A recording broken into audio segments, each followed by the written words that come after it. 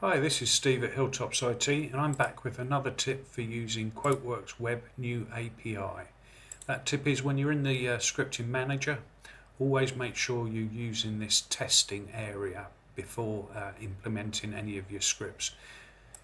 You'll click on it and you'll see just at the top here, just above where your script is, it's saying testing area, as opposed to the more obvious event if you're clicking on these options. But as you're clicking around, as you're enabling, disabling different events, it can be a little bit tricky to get yourself a bit lost.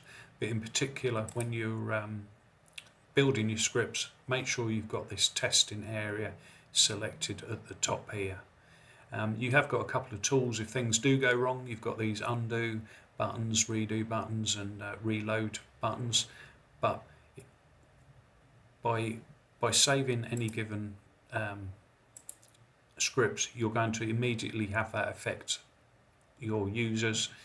Everybody on the QuoteWerks Web will be affected as soon as you make that save. So like I say, when you're testing, when you're building your scripts, whether you're writing themselves or whether you're using the AI assistant, always make sure you've got this testing area selected.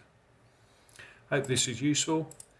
If you'd like to know more about QuoteWerks Web, get in touch via the website, hilltopsit.co.uk.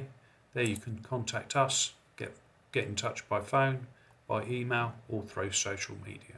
Good luck with your scripting. Let us know how you're getting on, and if you need any assistance, we're here to help.